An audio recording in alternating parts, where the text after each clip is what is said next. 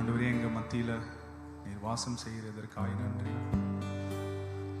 இஸ்ரவேலை ஆசீர்வதிப்பதே கர்த்தருக்கு பிரியமானது. The Lord's heart is to prosper Israel. எங்களை ஆசீர்வதிக்கணும்ன்றதுதான் ஆண்டவரே உங்களுடைய இருதயம். To prosper us is your heart's desire, Lord. ஆண்டவரே, உங்களுடைய இருதயத்தை தெரிஞ்சுக்கணும்னு ஆசைப்படுறோம் ஆண்டவரே. Lord, we want to know your heart. நீங்க எங்களுக்குள்ள வாழுகிறதற்காக நன்றி. We thank you because you are living inside of us. ஆண்டவரே, நீரே எங்களுக்கு வெளிச்சமா இருக்கிறீர். Thank you, Lord, for you are the light of us. நீங்க எங்களுடைய கையை பிடிச்சு உங்களுடைய வெளிச்சத்துல நடத்தி கூட்டிட்டு போறதுக்காக நன்றி. Thank you for your catching hold of our hand and you're taking into the path of light. ஆண்டவரே, எங்களுக்கு முன்னாடி ஒரு சுதந்திரத்தை வச்சிருக்கீங்க ஆண்டவரே. Thank you for you have an inheritance before us. அந்த சுதந்திரத்துக்கு எங்க எல்லாத்தையும் கூட்டிட்டு போவீங்க. Thank you for your leading us towards that inheritance.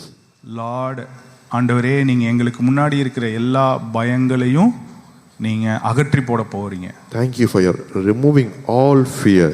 Lord, you are going to tear apart every fear that is before us. எங்களுக்கு முன்பாக இருக்கிற எல்லா பயங்களையும் நீக்கி போடுறதுக்கு நன்றி சொல்கிறோம். நன்றி ஆண்டவரே, நன்றி ஆண்டவரே. Thank you. இயேசுவின் நாமத்தில் பிதாவே, ஆமென். Jesus name. Please be seated. அமர்ந்து கொள்ளுங்கள்.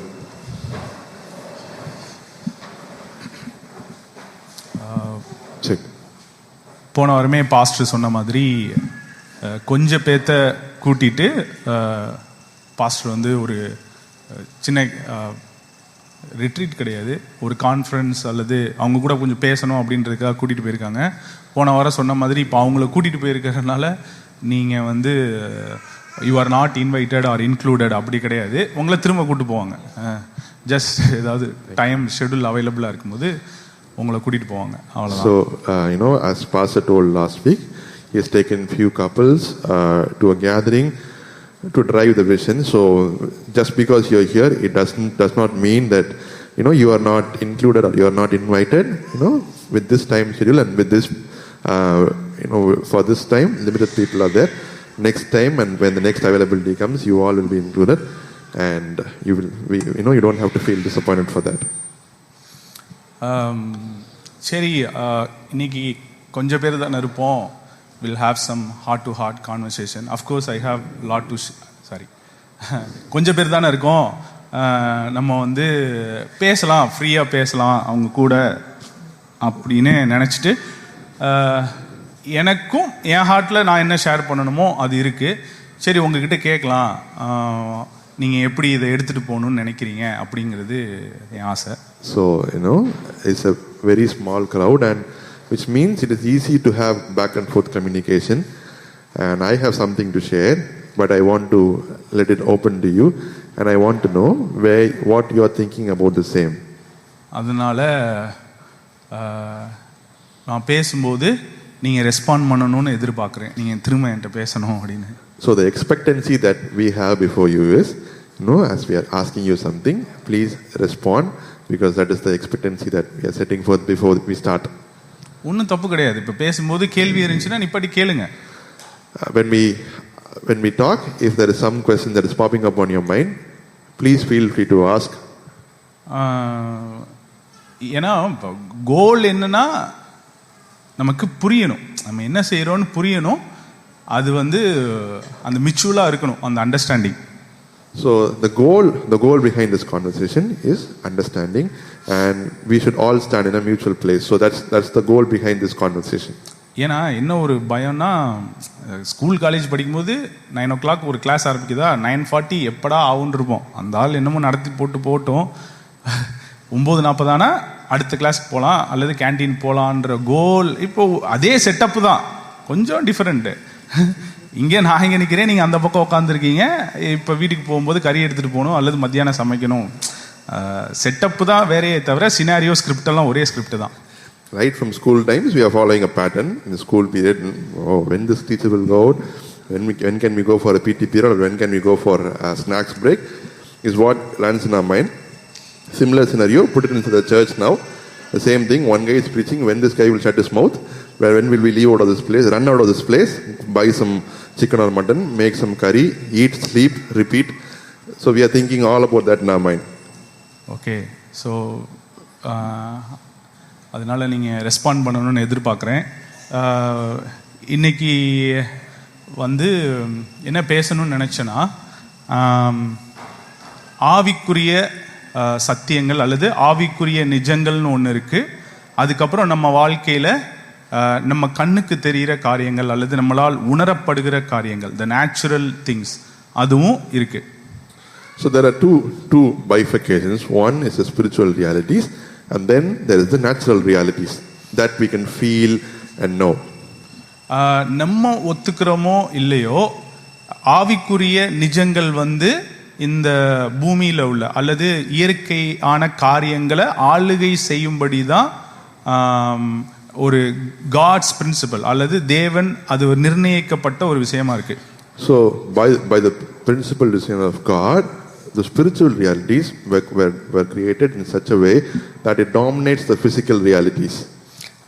அப்படி இருக்கும்போது என்ன மாதிரியான காரியங்கள், இப்போ என்ன குறிச்சதா இருக்கட்டும் அல்லது என்னை சுற்றி உள்ளவங்க, அந்த விஷயத்தில் நான் என்ன நம்புகிறேன் அப்படிங்கிறது ரொம்ப முக்கியமாக இருக்குது. ஃபண்டமெண்டலாக அடிப்படையாக நான் என்னை பற்றி என்ன நம்புகிறேன், என்னை சுற்றி உள்ள காரியங்களை என்ன நம்புகிறேன் அப்படின்னு ரொம்ப முக்கியமாக இருக்குது. So when we talk about this, the foundational belief of what I believe about myself and what I believe about the people around me is very very important. அதாவது இப்போ ஃபார் எக்ஸாம்பிள் என்ன ஏஞ்சல்னே நினச்சிக்கோங்களேன். திடீர்னு நீங்கள் வீட்டில் இருக்கும்போது உங்கள் கனவுலையோ அல்லது இப்போயே நான் நேராக வந்து உன் வாழ்க்கை ரொம்ப அழகாக இருக்கும், நீங்கள் ரொம்ப நல்லா இருப்பீங்க, உங்களுக்கு பிரச்சனையே இருக்காது, காசு வேணுமா ஒரு 5 கோடி ரூபா வச்சுக்கோங்க, வேற என்ன வேணும் எல்லாம் கேட்டு அப்படி ஜினி மாதிரி விஷ் பண்ணுறேன்னு வச்சுக்கோங்களேன், நம்ம ஹார்ட்டு அது எப்படி சாத்தியம், நம்பாது. So imagine if I'm a genie coming to you and saying, hey, your life is going to be super good. Oh, you have a money problem? I'm going to give you 5 crore rupee and I'm going to give you a peaceful life, no fight with your wife. If I'm going to say all these things, இது இவன் சேர்த்துக்கிட்டான். பிரச்சனை இல்லாத வாழ்க்கைனா அதானே. Correct தான். நமக்கு என்ன பிடிச்சிருக்கோ சேர்த்துக்கலாம் எல்லாத்தையும். So when you do all these things, and if he say if the genie says, I'm going to give you all this, your heart will not believe. என்னடா சும்மா உற்சாகத்தனமா பேசிக்கிட்டு இருக்க அப்படின்னு நமக்கு தோணும் உள்ள இருந்து. இப்போ அதே வந்து நான் உங்களை வார்ன் பண்றேன்னு வச்சுக்கோங்க, ரொம்ப கேர்ஃபுல்லா இருங்க இந்த வீக்கு, ஐ எம் சீயிங் சம்திங்னா அதுக்கு வந்து யாரும் வந்து இப்படிலாம் கேள்வியே கேட்க மாட்டோம். அப்படியா இப்ப பாடுறா அப்படின்ட்டு வந்து will be so vigilant. On the other side, if I send a warning message saying, I sense something is happening to you this week, so be cautious. You don't even have to repeat, you don't even have to ask what are you seeing, what is there. You will be very very cautious and very vigilant. உங்க குடும்பத்தில் இப்படி நடக்கிற மாதிரி பார்க்குறேன் அல்லது உங்க பொருளாதார விஷயங்கள்ல இப்படி இருக்கிற மாதிரி பார்க்குறேன், ரொம்ப ஜாக்கிரதையா இருங்க, ஏதோ சம்திங் பேட் அப்படின்னா நம்ம ஹார்ட் வந்து எதோட ரெசனேட் ஆகுது, எதோட அக்ரி பண்ண அதிகமா இருக்கு அப்படிங்கிறது ஒரு கேட்க வேண்டிய கேள்வியா இருக்கு. So if I say, your heart, there is something bad in your family that's going to happen, or your finance, I see your finance tumbling, you're taking a wrong decision and something is happening. If I say that, naturally you see there is a pull towards the other direction. இப்போ என்னை விசுவாசிக்கிறவனிடத்திலிருந்து மிச்சப்பதிய முடிங்க, என்னை விசுவாசிக்கிறவனிடத்திலிருந்து ஜீவ ஊற்று புறப்படும். He who believes in me, out of him rivers of living water shall flow. Living water shall flow. இது இப்படி நான் மேல இருந்து சொல்லும் போது நீங்க உங்களால கேட்க முடியும், ஒரு படி மேல போய் கை தட்ட முடியும், ஆமேன்னு சொல்ல முடியும். அந்த இடத்துல இந்த வேர்டை கொடுத்தது உடனே ஒரு ஹாப்பியா நீங்க ஃபீல் பண்ண முடியும். இப்போ அதே ஒரு எக்ஸசைஸ் சொல்றேன், கண்ணை மூடிக்கங்க. So when I say this thing, let's speak it just like a word from the stage, you are able to take it and receive it. Now I'm going to tell you a different exercise. Close your eyes. இப்போ நீங்க உங்களை எப்படி கற்பனை பண்ண போறீங்கன்னா, நீங்க தான் அந்த ஜீவ ஊற்றா இருக்கீங்க, நீங்க போற இடமெல்லாம் ஜீவ பிராணிகள் பிழைத்திருக்கும், நீங்க தான் அந்த ஜீவ ஊற்று, உங்களுக்குள்ளதான் அந்த ஜீவ ஊற்று இருக்கும்படி கற்பனை பண்ணுங்க. So imagine now that you are the flowing river, the river of life, and wherever you go, you're bringing healing and you're bringing life around the corner. So imagine yourself like that. மீட்டிங்கா போய் அல்லது ஒவ்வொரு சத்தியத்துக்கு பின்னாடியும் ஓடி கண்டுபிடிக்க try பண்ணுகிற பிதாவானவர் உனக்குள்ளதான் இருக்காரு அப்படிங்கறத இமேஜின் பண்ணுங்களேன், கற்பனை பண்ணுங்க. So, we are going meeting after meeting to know what is in our life, what is going to come in the future, what God holds for me. Now imagine the same Father whom you are searching meeting after meeting is just inside of you, and just close your eyes and see him there. இப்ப கண்ணை திறந்துருங்க. யாராருக்கெல்லாம் ஈஸியா இருந்துச்சு, யாராருக்கெல்லாம் கஷ்டமா இருந்தது? ஈஸியா தான் இருந்துச்சா? பரவாயில்ல. எனக்கெல்லாம் ரொம்ப கஷ்டமா இருந்தது. இப்பதான் ஒரு 3 நாளைக்கு முன்னாடி உனக்குள்ள இருந்து ஜீவ ஊற்று புறப்படும்னா உடனே அப்படியா அப்படின்ற மாதிரி இருந்தது. ஏன்னா இப்போ காடி வர்ஷிப் பண்ணும்போது சொன்னான்ல, ஆண்டவர் நல்லவர் நம்புறது ஈஸி, நான் நல்லவன் நம்புறது தான் இப்போ கஷ்டம். For me, this exercise happened 3 days before, and God told me, rivers of living water are flowing out of you. I was like, oh, it doesn't make any sense to me. Like God said in worship, he was saying, God is good, but for you to believe you are good is the most difficult part. ஏன்னா நிறைய விஷயங்கள் நம்ம லைஃப்ல நடக்கிறது ஒரு விளைவு தான். என்னன்னா அதுக்கு பின்னாடி ஒரு நம்பிக்கை இருக்கு. அந்த நம்பிக்கையின் விளைவா நம்மளுடைய தாட் பேட்டர்ன்ஸ், அதாவது நம்மளுடைய நினைவுகள் அதை சுத்தியே இருக்கு. அதை சுத்தி இருக்கிறதுனால நம்ம ஒவ்வொரு விஷயத்தையும் ஒவ்வொரு விதமா தெரிஞ்சுக்கிறோம். So the life experiences give us a knowledge, and because of that we live out life differently. It's a consequential living of what we believe in our mind. That's how things happen in our life. இதனால என்ன ஆகுதுன்னா, நமக்கு முன்னாடி ஆண்டவர் என்ன வச்சிருக்கிறாரு, எந்த இடத்துக்கு நம்மளை அப்படி கூட்டிட்டு போறாரு அப்படிங்கிறப்ப நமக்கு ஒரு தெளிவான பார்வை இல்லாம இருக்கும். So the destiny that God has for us, because of all these experiences, we don't have a clarity about the destiny and where God is leading us and how he is leading us. இப்போ இப்படி இருக்கிறப்ப என்ன மாதிரியான காஸ்பலை நம்புறோம், என்ன மாதிரி தேவன் சத்தியத்தை நமக்கு கொடுத்து ஒரு விதமா அழைக்கிறாரு அப்படிங்கிற தெரிஞ்சுக்கிறது ரொம்ப முக்கியமா இருக்கு. So what is the gospel that we believe, and what is the invitation that the gospel gives for us is something that we should be keen to understand. ஏன்னா இப்ப பேட்டிலே என்னன்னு பாத்தீங்கன்னா, ஆதாமுக்குள்ள விழுந்தீங்களா? The whole battle is we all believe that we fell under Adam. இப்ப யாருக்காவது அதுல மறுப்பு தெரிவிக்கிறதுக்கு ஏதாவது இருக்கா? இல்ல. Anybody so comfortably believe we fell in Adam and we are destined for முன்னாடி சொல்றேன், we are destined for sin and death. I mean எல்லாமே நாசமா போகும், உருப்படாம போகும்ன்றதுல we so comfortable believing that. We believe that we are a byproduct of Adam's fall, and we believe we are doomed for destruction, sin and death. We strongly believe that. ஆனா இப்ப அதுக்கப்புறம் ஒரு 2000 வருஷத்துக்கு அப்புறம் இயேசு கிறிஸ்து ஆண்டவர் அல்லது ஒருத்தர் வந்தாரு, என்னமோ நடந்துச்சா இல்லையா? சரி நடந்துச்சு. அந்த காரியங்களினுடைய விளைவு என் லைஃப்ல பார்க்கணும்னா ரொம்ப கஷ்டமா இருக்கு, அதை நம்புறதுக்கும் கஷ்டமா இருக்கு. அவரோடைய கூட பரமேறப்பட்டீர்கள், பிதாவினுடைய வலது பாரிசத்திலே உட்கார வைக்கப்பட்டீர்கள் அப்படிங்கிறதுலாம் என் இருதயத்துல நம்புறதை பத்தி சொல்றேன், நான் தலையில தெரிஞ்சுக்கிறத பத்தி சொல்ல. ஏன்னா இப்ப 2000 வருஷமா அதை தானே ப்ரீச் பண்ணிட்டு இருக்கோம், பேசிட்டு இருக்கோம். ஆனா அதை நம்புற என்னால கஷ்டமா இருக்கு, முடியல. So when we are talking about this, it is for us to believe the consequences of Adam's fall is very, very easy.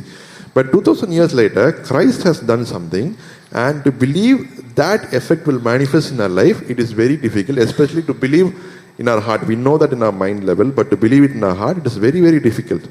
So என்னுடைய பாயிண்ட் இன்னைக்கு என்னன்னா, we have to know நாம் எதற்காக நமக்கு ஒரு டெஸ்டினி இருக்குன்னு சொல்லும்போது அந்த டெஸ்டினி எதை நமக்கு இன்ஹெரிட்டன்ஸா கொடுத்து இங்க வாடான்னு ஆண்டவர் கூப்பிடுறது நமக்கு தெளிவா தெரியணும். So what is the destiny that we have, and what is the invitation that God is giving us, and we should know where he is calling us. அந்த ஃபண்டமெண்டல் பிலீஃப்ல இருந்து தான் நம்மளுடைய தாட் பேட்டர்ன்ஸ் எல்லாமே ஓடும். அதாவது நம்மளுடைய நினைவுகள் எல்லாமே அதை சுத்தி தான் இருக்கும். So when we know that, we know that's when our thought patterns will change and will flow from that. ஒருவேளை அதுல நம்மளுடைய ஹார்ட், நம்மளுடைய இருதயம் நிலை வரப்படவில்லை என்றால் ஒரு மாதிரி ஆங்ஸியஸா அல்லது பயம் உள்ளவர்களா அப்படியே தான் சுத்திக்கிட்டே இருப்போம். So if our heart is not established in such a truth, we'll still be anxious, we'll still be hypervigilant, we'll have shame, and all these things will keep going. ஆண்டவர் என்ன பண்றாரு, இஸ்ரேலுக்கு ஒரு வாக்குத்தத்தம் கொடுக்குறாரு, பாலும் தேனும் ஓடுகிற தேசத்தை உங்களுக்கு சுதந்திரமா கொடுப்பேன் அப்படின்னு சொல்லி கூட்டிட்டு என்ன பண்றாரு, போய் சர்வே பண்ணிட்டு வாங்க அப்படி சொல்றாரு. God is promising Israel, I'm going to give you a land flowing with milk and honey. He said, I am going to give. He just tell, go and survey and see the land, how is it, and come back. போய் survey பண்ணிட்டு வந்து ஆக்சுவலாக என்ன survey பண்ண சொல்லி அனுப்புறாரு. சரி, வாக்குத்தத்தம் கொடுத்ததுக்கு ஏற்ற மாதிரி இந்த லேண்ட் இருக்கா அப்படின்னு சொல்லி பார்க்க அனுப்புறாரு. ஆனால் இவனுங்க எக்ஸ்ட்ராவா கொடுத்த காசுக்கு எக்ஸ்ட்ராவா வேலை பார்க்குறோன்னு சொல்லி என்னென்ன பண்ணுறானுங்க, இல்லை இவனுங்க இருக்கானுங்க அவனுங்க இருக்கானுங்க, அந்த ரியல் எஸ்டேட் ஏஜென்ட் உட்காந்துருக்கான், ஒரு பொலிட்டீஷியன்ஸ் அங்கே வந்து உட்காந்துருக்கான், அந்த இடம்லாம் நமக்கு கிடைக்குமான்னு தெரியல அப்படின்னு ஒரு ரிப்போர்ட் வந்து கொடுக்குறானுங்க. So these people, they were told to check how the land, just go and check if the honey is flowing or milk is flowing, come back and say that was what was asked of them. But these guys went and saw, oh, there are giants, there's a politician here, there is this guy there, so there is no way we can go in. That's the report that they brought and came to the camp. எபிரேயர் 4ல் படிக்கிறோம். சரி, நான் வாசிக்கிறேன். எபிரேயர் 4:1 வாசிக்கிறேன். ஆனபடியினாலே அவருடைய இளைப்பாறுதலில் பிரவேசிப்பதற்கேதுவான வாக்கு தத்தம் நமக்குண்டாயிருக்க உங்களில் ஒருவனும் அதை அடையாமல் பின்வாங்கி போனவனாக காணப்படாதபடிக்கு பயந்திருக்க கடவோம். Hebrews 4:1.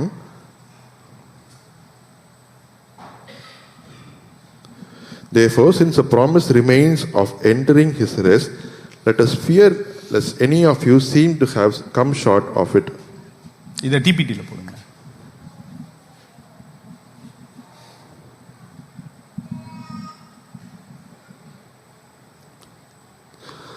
Now God has offered to us the same promise of entering into his realm of resting in confident faith.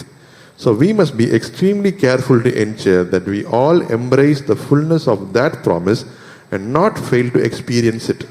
So பயம் எதை குறித்து இருக்குமா, அதான் இதுவல்லவோ பயம் அப்படின்ற மாதிரி பயம் எதை குறித்து இருக்கணுமானா, இப்படி ஒரு ப்ராமிஸ் கொடுத்துருக்காரே, வாங்கடா எல்லாம் உள்ள போவோம், திரும்பி வீட்டுக்கு போக வேணான்றதுல தான் நீங்க பயந்துருக்கணுமே தவிர இதுக்குள்ள எப்படி போவோம்னு பயப்படக்கூடாதுன்றது தான் அந்த வசனம் சொல்லுது. So he is saying there's a big promise that God has offered. It is not, we should not think the other way of how to escape and go back to the land where we came from, but how to stay present in that land that God is giving us is the fear that we should have. இது வந்து ரொம்ப பேசிக்கான விஷயம் இல்லை, ரொம்ப அடிப்படையான விஷயம். அப்படி இருக்கிற பட்சத்தில் ஒரு 2 கான்ட்ராக்டான ஸ்டோரி நமக்கு என்ன நடந்தது அப்படின்னு ரோமன்ஸ் 5ல இருந்து ரோமர் 5வது அதிகாரத்திலிருந்து ஒரு ஸ்டோரி சொல்லணும்னு நினைக்கிறேன். So I want to differentiate and show you some contrast between these two to explain this one. So I'm going to show you 2 contrasting parts from Romans 5. எத்தனை பேர் ரோமர் 5வது அதிகாரம் படிச்சிருக்கீங்க? How many of you have read Romans 5? எல்லாருமே படிச்சிருப்போம். ஐ மீன் one such chapter, அதாவது எனக்கு நான் இதுக்கு முன்னாடி பேசும்போது சொன்னேன், எபேசியர் 1 பற்றி சொல்லியிருக்கேன், கொலோசியர் 1ல் 3, கலாத்தியர் 3, அது மாதிரி ரோமன்ஸ் வந்து எனக்கு ரொம்ப பிடிச்ச புக்கு, அடிக்கடி திரும்ப படிச்சுட்டே இருப்பேன். அதில் இந்த சாப்டர் ரொம்ப திரும்ப படிச்சுக்கிட்டே இருப்பேன். So there are few books that are my favorites, like Colossians chapter 1-3, Galatians 3, and like that. Romans is a favorite book. It's very close to my heart, and especially in Romans chapter 5 is very I'm very fond of the chapter. Romans 5:1 சும்மா டிபிடில போடுங்களேன். அது கிடையாது நம்ம message. என்னன்னா, இப்போ நான் அந்த புக்கை எடுத்து இப்படி இந்த ஒரு வசனத்தை தாண்டறது எனக்கு ரொம்ப கஷ்டமா இருக்கும். For me to read Romans 1 and cross Romans 5 and first scripture is very difficult. Our faith in Jesus transfers God's righteousness to us, and he now declares us flawless in his eyes. இயேசுவின் மேல் உள்ள விசுவாசம் தேவனுடைய நீதியை நமக்கு transfer பண்ணிட்டு அவர் நம்மளை பார்த்து நீ பழுதற்றவன் என்று சொல்கிறார். என்னுடைய பார்வைக்கு நீங்க பழுதற்றவர்களா இருக்கிறீர்கள் அப்படின்னு சொல்றாரு. This means we can now enjoy true and lasting peace with God. அப்படின்னா என்ன அர்த்தம்னா, இப்போ தேவனோட நிரந்தரமான ஒரு சமாதானத்தை, உண்மையான சமாதானத்தை அனுபவிக்க முடியும் என்று அர்த்தம். மெசேஜ் வெர்ஷன்ல அதுலயே எப்படி வரும்னா, we have peace with God. Message version நினைக்கிறேன் அதுல சொல்றேன், தேவனோடு நமக்கு சமாதானம் உண்டாயிற்று. ஏன்னா நமக்கு இருக்கிற பிரச்சனைகள் ஒரு பக்கம் இருந்தாலும் அதோட சேர்ந்து ஒரு வாய்ஸ் என்ன தெரியுமா இருக்கும், தேவனுடைய பார்வைக்கு நீ பிரியமில்லாதவனா இருக்க, அல்லது தேவனுடைய பார்வைக்கு யூ ஆர் சேம்ஃபுல் பீயிங், அல்லது அதுதான் நம்மளுக்கு அதிக பிரச்சனையை உண்டு பண்றதா இருக்கும். When we are going through problem, there is a narrative that's running into you saying, you are not acceptable by God, you are not doing good for God. So this story will create even more problems than what we are already facing. We have peace with God அப்படின்னு படிச்சாலே எனக்கு அதை தாண்டி போக முடியாது. ஏன்னா யார் சொன்னா, எனக்கும் இப்ப தேவனுக்கும் நடுவுல எதுவுமே இல்லை, நம்ம அந்த ஒரு சமாதானத்துல இருக்கோம் அவரோடன்றதை என்னால் நம்புறது கஷ்டமா இருக்கு.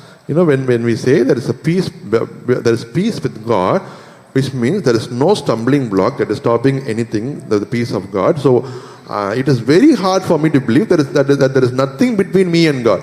ஆமா, கோச்சுக்காதீங்க, நான் என்னை பத்தி பேசுறேன், இப்போ உங்களை பத்தி தெரியல எனக்கு.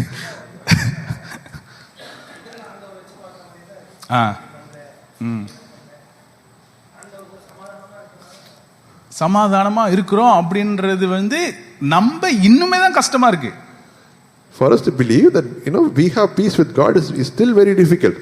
இன்னுமே அது கஷ்டமான காரியம் தான் இருக்கு. ஏன்னா நாம என்ன சுவிசேஷத்தை நம்புறோம், அந்த சுவிசேஷம் நமக்கு எப்படி பிரசங்கிக்கப்பட்டது, அந்த ஃபர்ஸ்ட் தடவை அந்த சுவிசேஷத்தை வாங்குறோம்ல, அதெல்லாம் ரொம்ப முக்கியம். So what gospel was presented to us, the first time when we heard gospel, how we are receiving it, all these play a major role. இப்ப செக்சுவாலிட்டி கான்ஃபரன்ஸ் அட்டெண்ட் பண்றோம் கொஞ்சம் பேர். A few of us are attending the sexuality classes that's happening week on week. அதுல நிறைய விஷயம் சொல்லி தராங்க. They are teaching us a lot of stuffs there. அப்ப மேஜரா நமக்கு நிறைய வாய்ப்புகள் கிடைக்குது. நம்ம செல்ஃப் ரெஃப்ளெக்ட் பண்ணி நமக்கு சின்ன வயசுல நடந்த விஷயங்கள், நம்ம கடந்து வந்த பாதைகள், அதெல்லாம் குறித்து நம்ம நிறைய திரும்பி போய் விசிட் பண்ண நமக்கு உதவியா இருக்கு. So there is a lot of opportunity that is given for people who are attending the conference. They are taking time to go take a note and reflect what has happened in their life, sit back, reflect, think, come and talk about that. அப்ப எனக்கு சின்ன வயசுல என்னால ஒரு இன்சிடென்ட்டை point பண்ண முடியல, but என்னால என்ன டீப்பா ஃபீல் பண்ண முடியுதுன்னா, ஒரு ரிஜெக்ஷனா நீ தேவைப்படாதவன் அல்லது ஏற்றுக்கொள்ளப்படாதவன், அந்த மாதிரி ஏதோ ஒரு பொய்யை நம்பிட்டு இருக்கேன். So I'm not able to specifically point an incident and say this happened in my life, because of that I'm believing this thing, but I'm able to feel when I browse through my childhood thing, I'm able to see, I'm feeling rejection. I'm feeling rejection ஒரு feel ஆகுது. இப்ப ஒரு gospel நமக்கு சொல்றாங்க. Now they are presenting the gospel to us. இதுதான் கதையில ரொம்ப முக்கியமான இடம். This is the twist of the story. அந்த சுவிசேஷத்துல என்ன சொல்றாங்கன்னா, இயேசுவை ஏற்றுக்கிட்டேனா நீ இதுல இருந்து தப்பிச்சு, எதுல இருந்து தப்பிச்சுன்னா நரகத்துக்கு போகாம தப்பிச்சிடலாம்.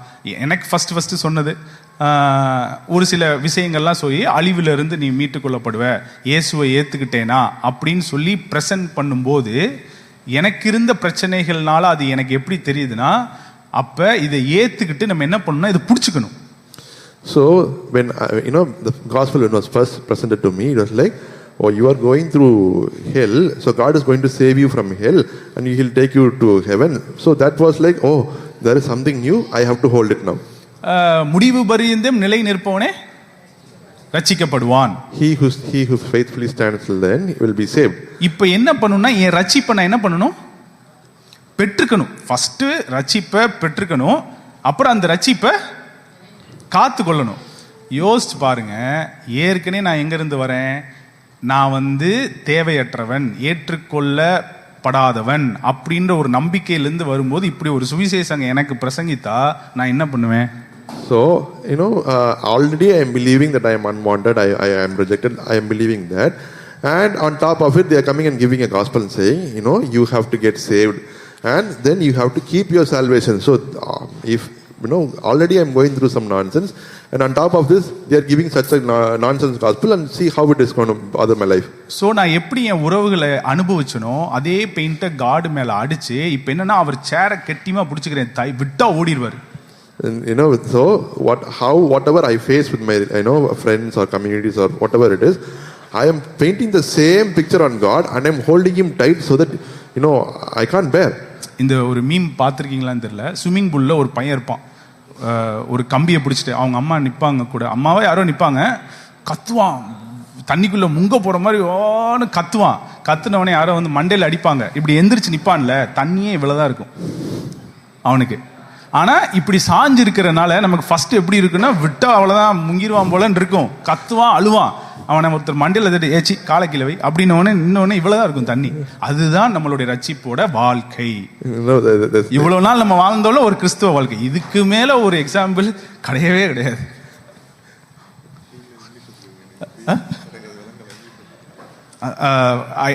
I was not sure. Have you guys seen this meme? One small fellow, okay, he is seen in the swimming pool struggling for his life, okay, holding dearly for his life. If someone has not saved him, he would be drowned in that swimming pool. Suddenly after that, I'm not really sure, his friend or someone comes and hits him on his head and tell him, Eji, put your feet down, man. There is no, you will not drown. So he will put his feet down, and if he really look at the situation, the water level will be only at his hip level. There is no chance for him to drown. This is the exact depiction of how we are trying to live our Christian life. புரிஞ்சுதா? எப்படி நம்ம கிறிஸ்துவ வாழ்க்கையை வாழ்றோங்கிறதுக்கு இதை விட ஒரு perfect example. ஏதோ நம்ம எதையோ பிடிச்சி வச்சுக்கிட்டு எதையோ, அதாவது நான் ஆசீர்வாதமா இருக்கணும்ன்றது ஆண்டவருடைய விருப்பமா என்னோட விருப்பமா? To be prosperous, is it my desire or is it God's desire? அப்படி இருக்கிறப்ப எதுக்கு நான் என் ஆசீர்வாதத்தை தேடியே ஓடிக்கிட்டு இருக்கேன்? எதையோ செஞ்சு முடிச்சிடலாம், எதையோ வளைச்சிடலாம், என்னமோ பண்ணலான்னு ஏன் ஒரு ஓட்டத்திலேயே இருந்துட்டே இருக்கேன்? Then why am I running to not bend God's or twist God's hand or bend something and get the blessings of God? ஏதோ அவருக்கு என்ன ஆசீர்வதிக்க விருப்பம் இல்லாத மாதிரி அவரை போய் நம்ம பிரேயர் லைஃப்லாம் அப்படிதான் இருக்கும். பார்த்துருக்கீங்களா? எப்படியாவது கன்வின்ஸ் பண்ணி இதை செஞ்சு வச்சே ஆகணும். We often pray in a mode, we have to pray in such a way that God, He has to bless us in such a way. So இப்போ அது வேற சப்ஜெக்ட்னு வச்சுக்கோங்களேன். இப்படி ஓடிக்கிட்டே இருக்கிறப்ப தான் இதில் என்ன ஆகுதுன்னா, நமக்கு பிரசங்கிக்கப்பட்ட அந்த சுவிசேஷம் இது எல்லாமே நம்ம இப்போ பழசில் நம்பிட்டு இருக்க எல்லா விதத்தையும் ஊர்ஜிதப்படுத்திட்டே இருக்கும், அதாவது ரீஇன்ஃபோர்ஸ் பண்ணிகிட்டே இருக்கும். So the sermons that we have listened so far, not here, whatever you will listen before, it is enforcing whatever you believe already. ஒரு விஷயம் வந்து எனக்கு ஆண்டவர் சொல்லி கொடுத்தது வந்து, இந்த யோவான் 14 வந்து நான் போனதுக்கப்புறம் உங்களுக்கு ஒரு தேற்றரவாளன் வருவார், அவர் உங்களை சகல சத்தியத்துக்குள்ளேயும் வழி நடத்தி செல்வார். So one truth that God gave a revelation to me is, in John 14, when I leave, the Holy Spirit will come and He will lead you into all truths. அதாவது அது அன்னைக்கு ஆண்டவர் அதை சொல்லி கொடுத்ததுக்கு அப்புறம் தான் எனக்குள்ள என்ன ஒரு வெளிச்சம் என்ன வந்ததுன்னா, டேய் சத்தியத்தை நீ ஓடாத, சத்தியத்தை உனக்கு காமிக்கணுன்றதுக்காக தான் அவர் இருக்காரு. நீ ஏன் சத்தியத்தை தேடியே ஓடிக்கிட்டு இருக்க, நீ என்ன ஓடினாலும் நீ கண்டுபிடிக்க முடியாது அப்படின்றது அன்னைக்கு தான் விளங்குச்சு. So on that day a light shone into my heart saying, hey, why are you trying to go and find the truth? The truth is already inside of you. Unless He wills to reveal, you can't find the truth. ஏன்னா நம்ம லைஃப்ல ஒரு சில நேரம் விஷயங்கள் அப்படி ரொம்ப தெரியும். இப்ப இங்கிருந்து பொன்மார் போகணும்னு சொல்லணும்னு வச்சுக்கோங்களேன், நீங்க என்ன பண்ணுவீங்க? ஒருத்தருக்கு நீங்க வழிகாட்டணும், இங்க இருந்து பொன்மார்க்கு போகணும் அப்படின்னு என்னெல்லாம் என்ன சொல்லி அனுப்பிச்சு விடுவீங்க? இப்படி போங்க, இந்த லெஃப்ட் எடுங்க, லாஸ்ட் ரைட் எடுங்க, ரோட ஃபாலோ பண்ணுங்க, பொன்மார் வந்துடும். So you have to give direction to a guy. You have to say from church you have to go to Ponmar. So you will give him a direction saying, go here, take a left, and the last take a right, then go follow the road. You will end up in Ponmar. ஆனா ஒரு சில விஷயங்கள் நம்ம லைஃப்ல அப்படி ஈஸியா தெரியும். எப்படின்னா, இதுக்கு எதுக்குடா இது இப்படி செய்யுங்க, அப்படியே டெக்ஸ்ட் புக் மாதிரி ஃபாலோ பண்ணிடலாம் நினைப்போம். So certain things we think it is plain and simple. If we follow it, we can crack it. ஆனா இங்க இருந்து போறவன் ஒருத்தவனுக்கு கண்ணு தெரியாம இருக்கலாம், ஒருத்தவனுக்கு கால் நடக்க முடியாம இருக்கலாம், ஒருத்தவனுக்கு கலர் பிளைண்ட்னஸ் இருக்கலாம், ஏதேதோ பிரச்சனை இருக்கலாம். ஸோ இங்க யாரோட உதவி தேவைன்னா, ஆவியா இப்படி நேரா போனா பொன்மார் வந்துரும், ஆனா அவனை எப்படி கூட்டிட்டு போகணும்னு ஆவியானவருக்கு தான் தெரியும். So the guy who is getting a direction from you, he might not be able to walk, or he might not be able to hear, or he may not be able to see. So he needs a different kind of help to go to Ponmar. Going to Ponmar might be a very small thing, but for him, what kind of help is needed, Holy Spirit only knows. யாருமே மறுக்க முடியாதுங்க. இப்படி இந்த left எடுத்து last right போனா பொன்மார் வருந்தா யாராவது மறுப்பீங்களா என்ன? The fact is, if you take a left and take a right and follow the road, you will definitely reach Ponmar. Then nobody can, take it away. ஆனா யாருக்கு அந்த வழியை சொல்றேன், அவனுக்கு என்ன உதவி தேவைப்படுதுன்னு பரிசுத்த ஆவியானவருக்கு தான் தெரியும். So to whom I am sharing this information or giving the direction, and exactly what does he need to go to that place, only Holy Spirit knows.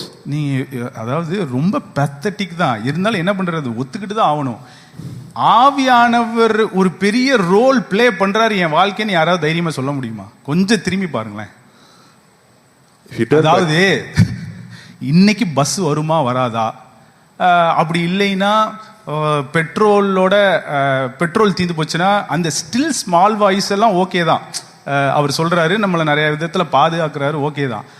அதை விட பெருசா ஒரு சத்தியத்தை காமிச்சு நம்மளை அந்த இடத்துக்கு அழைக்கிற மாதிரியான ஆவியானவரை பெருசா ஏதோ ஒரு ரோல் பெர்ஃபார்ம் பண்ற மாதிரி தெரியுதா? In our daily walk of life, you hear the still small voice of God, and that is all good. But for are you able to see there is a Spirit who is showing you the truth and the reality and pulling you and aligning you into the truth and reality? அதாவது யார் தலையில green light தெரியுது, யார் தலையில red light தெரியுது, இந்த சந்து வழியா போலாமா வேணாமா, இன்னைக்கு இதை சாப்பிடலாமா வேணாமா, அதாவது நம்மளுடைய ஆவியானவர் நம்மளுடைய வாழ்க்கையில பங்களிக்கிறாருன்னு சொல்றதோட பெரிய சாட்சியெல்லாம் கொஞ்சம் திரும்பி பாருங்களேன். மேக்சிமம் இவ்வளவுதான் இருக்கும்.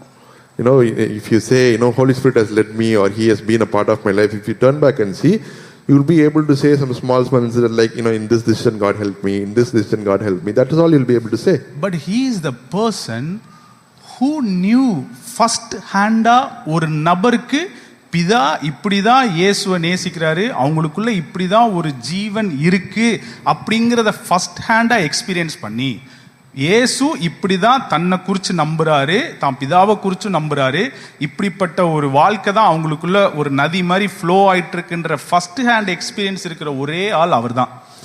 There is a life between the father and son. This is how they are there. This is how they are experiencing each other, and he exactly knows how the father is. And that truth, there is only one person who knows it to the very deepest level, to the truest level. That is the Holy Spirit. And நற்செய்தி என்னன்னா அதே ஆவியானவர் தான் இப்ப எனக்குள்ளேயும் உங்களுக்குள்ளேயும் வாசம் செய்றாரு. And the gospel or the true unbelievably true message is that very same Holy Spirit who knows what's happening in the Trinity between the Father and Son, He is the exact Spirit is living inside of you, the same Spirit. So என்ன ஒரு விஷயத்தை என்ன நம்புறோம், என்ன மாதிரியான வாழ்க்கைக்கு நம்மளை அழைக்கிறார்ன்றது ரொம்ப முக்கியம். நான் அந்த வசனத்தை வாசிக்கிறேன். So towards what destiny God is calling us is very very important. அப்படியே வசனத்தை தான் வாசிக்க போறேன். ஒன்றும் பெருசா இன்டர்பிரேட் பண்றதுக்குலாம் இல்லை, நீங்களே புரிஞ்சுக்குவீங்கன்னு நினைக்கிறேன். ரோமர் 5:12, Romans 5:12. டிபிடியில் வாசிக்கிறேன், அது அப்படியே தமிழ்ல வாசிக்கிறோம்.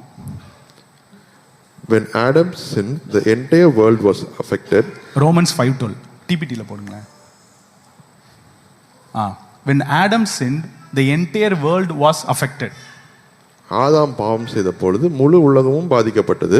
யாராவது மறுக்கிறீங்களா? இல்ல அப்படியே கொஞ்சம் கொஞ்சமா வாசிச்சுட்டே போவோம். affected அந்த வார்த்தையை ஞாபகம் வச்சுக்கோங்க. sin entered human experience. பாவம் மனித குலத்துக்குள் வந்தது. and death was the result. அதனுடைய பலன் மரணம். இப்போ இதெல்லாம் படிக்கும்போது இங்கேயே கொஞ்ச நேரம் நின்னுட்டேன். ஏன்னா death was the result. பறக்கும் போதே யாருக்கும் வச்சு அனுப்பல. the word is pretty clear. அவன் ஏதோ ஒன்று செஞ்சான். so death was the result. இன்னைக்கு நமக்கு அது மெசேஜ் கிடையாது. so death followed this sin, casting its shadow over all humanity because all have sinned. இந்த மரணமானது பாவத்தை பின்தொடர்ந்து தன்னுடைய ஆதிக்கத்தை முழு மனித குலம் மேலும் செலுத்தியது. ஸோ இந்த வசனத்துல நமக்கு பெயிண்ட் பண்ற பிக்சர்லாம் என்னன்னா, ஆதாம் ஒரு பாவம் செஞ்சான், அதனுடைய விளைவு பாவம் மரணம். ஆனா இங்க என்ன நீங்க நோட் பண்ண வேண்டியதுன்னா, it casting its shadow over all humanity, அது எல்லா மனுஷர் குலத்து மேலையும் அது என்னது அந்த விளைவு வந்தது. So because of Adam's experience, whatever Adam did, sin and death, it came into human existence, and because of it, it's casting its shadow all over humanity. இங்க யாருக்கும் வந்து கூப்பிட்டு கேட்கலாம் இல்ல, ஏப்பா அவன் அப்படி செஞ்சுட்டான், இப்ப என்ன உனக்கு அதுல பங்கு பெற சித்தமா இல்லையா, அதெல்லாம் கேட்கல. Because all have sinned. நீங்க பண்ணீங்களா இல்ல நான் பண்ணனா? No, it puts into a bracket saying all have sinned because of what Adam has done. We were not given a choice to say and ask, are you willing to sin? என்ன ஒரு audacity வேணும். நீங்களும் நானும் பார்த்ததே கிடையாது ஆதாம. But அவர் தப்பு செஞ்சாருனால because all have sinned, it casting its shadow over all humanity. யாரையும் மிச்சமே வைக்கல.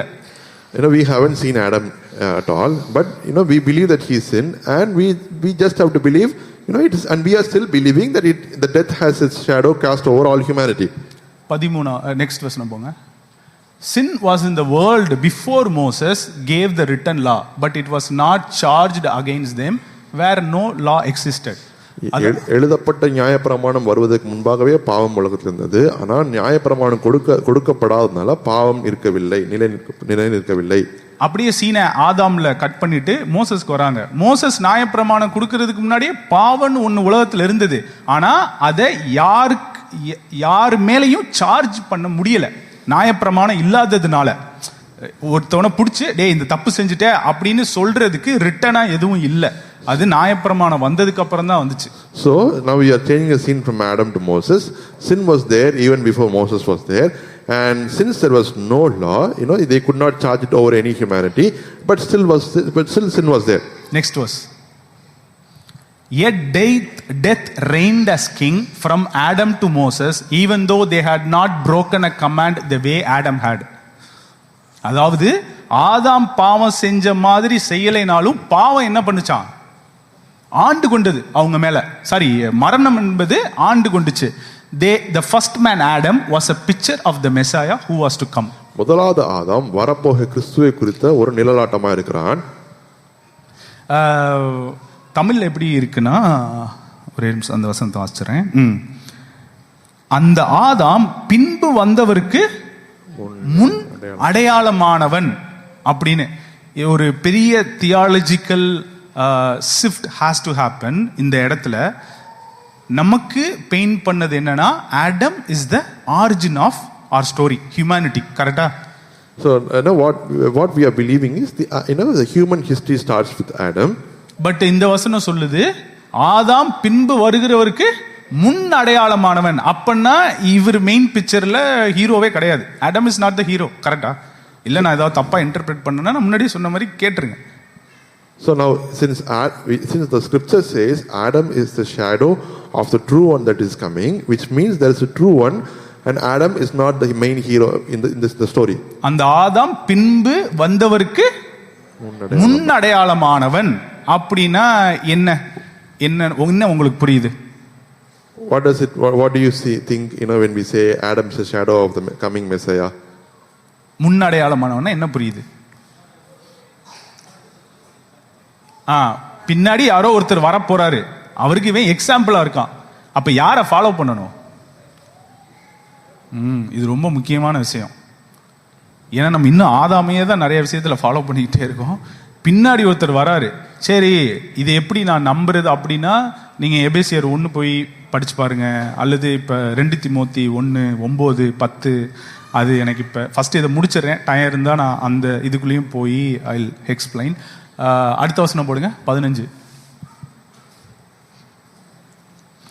டிபிடில now there is no comparison. இப்ப நமக்கு என்ன தெரிஞ்சு போச்சு? ஆதாம் பின்னாடி வருகிறவருக்கு முன்னடையாளமானவன். Now there is no comparison between Adam's transgression and the gracious gift that we experience. ஆதாம் செஞ்ச மீறுதலுக்கும் நம்ம அனுபவிக்கிற இந்த சுதந்திரத்துக்கும் கம்பேரிசனே பண்ண முடியாதுங்க அப்படின்னு சொல்லிட்டு, for the magnitude of the gift far outweighs the crime. இந்த கிஃப்ட் ஈவனுடைய மிகுதி பலன் பாவத்தின் பலத்தை விட அதிகமானது.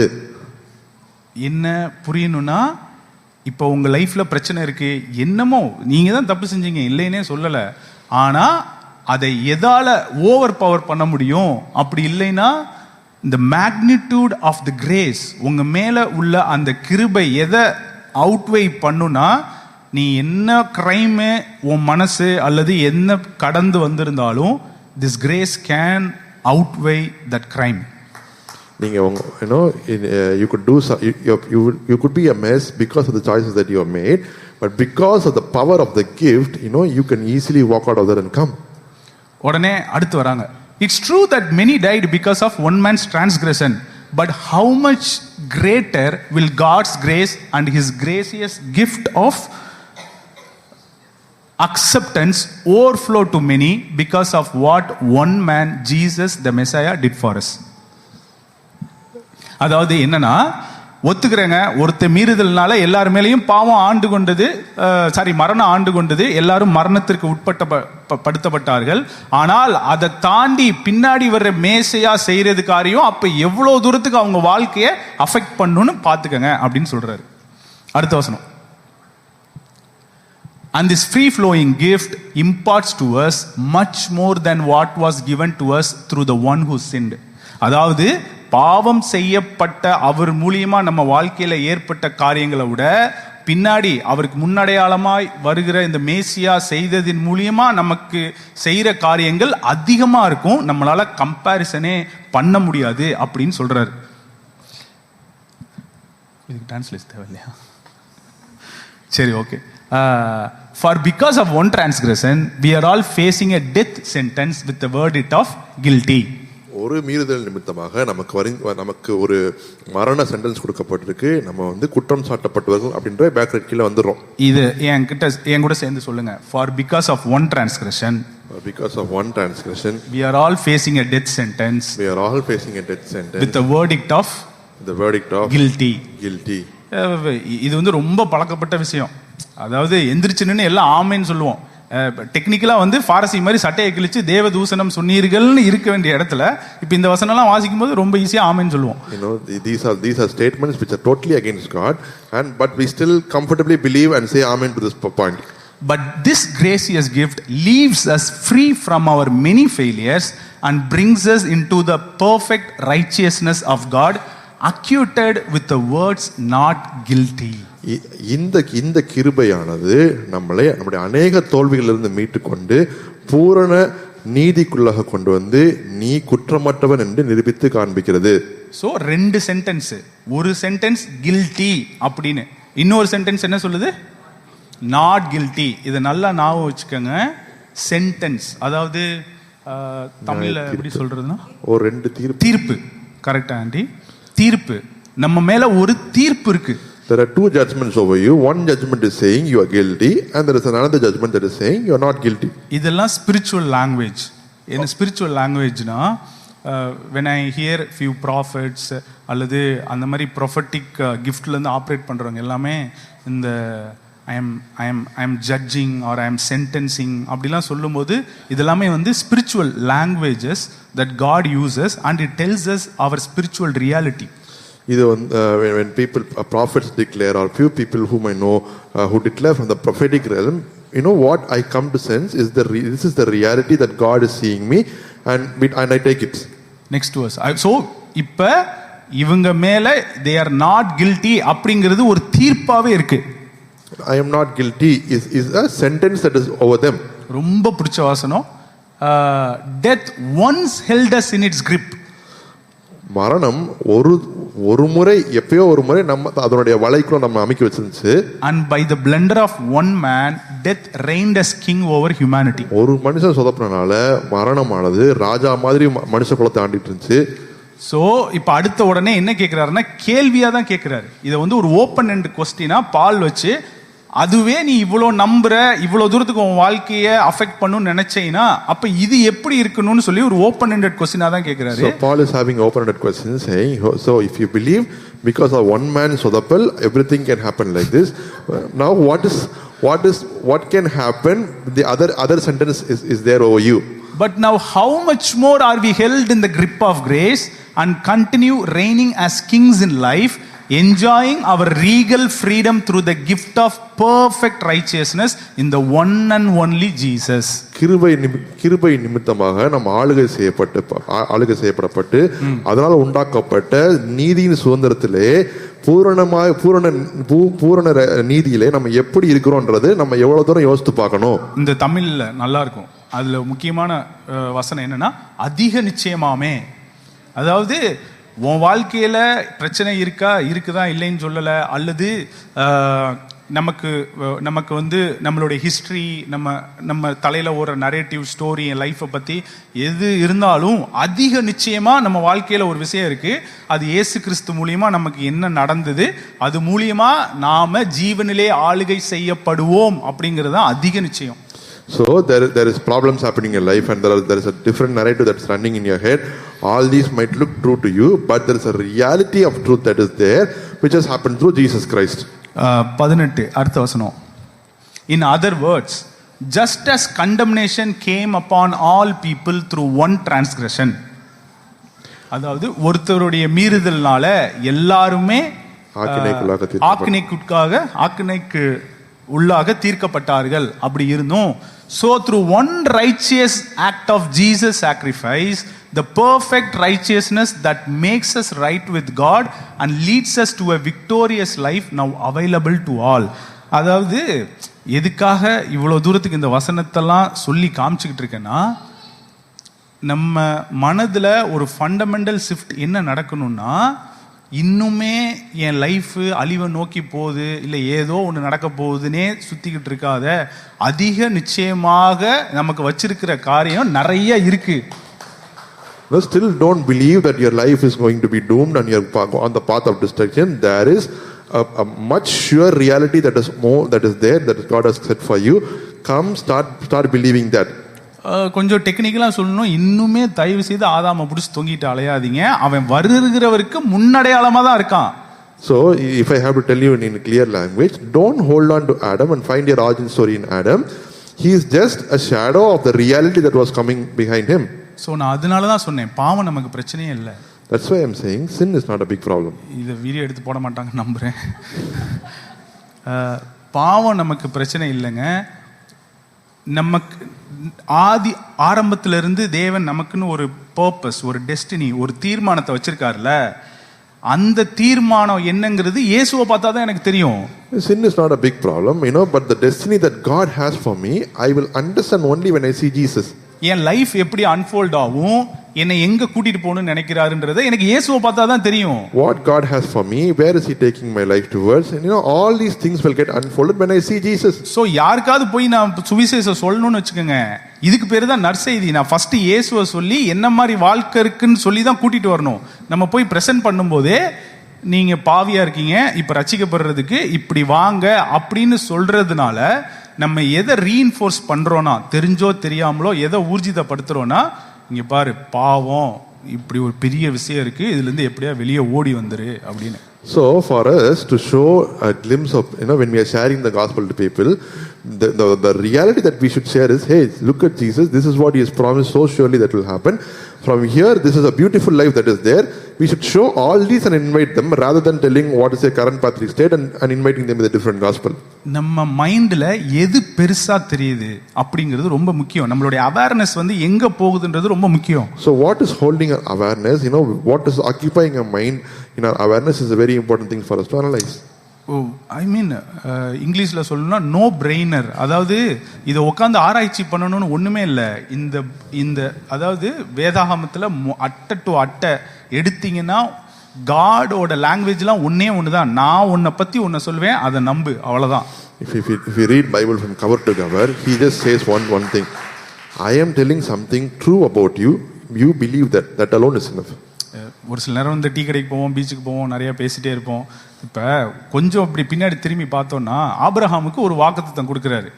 வாக்குத்தத்தத்துக்கும் அவன் செஞ்ச காரியத்துக்கு ஏதாவது சம்பந்தம் இருக்கா? ஏதாவது ஒரு இடத்துல வாக்குத்தத்தத்துக்கும் அவர் செஞ்ச காரியத்துக்கும் ஏதாவது சம்பந்தம் இருக்கா? ஆனா அவர் என்ன சொல்றாரு, ஆபிரகாம் தேவனுடைய வார்த்தையை நம்பினான், அது அவனுக்கு நீதியாக எண்ணப்பட்டது. you know, if he revisit the history of Abraham, God has given him a big promise, and whatever he did was in no way compared to whatever he could do and get into the promise. You know, if you see, his actions and the promise didn't match at all. இப்படி நிறைய பேர் story சொல்லிட்டு போகலாம். இப்போ David எடுத்துக்குவோம், David life எடுத்துக்கலாம், அல்லது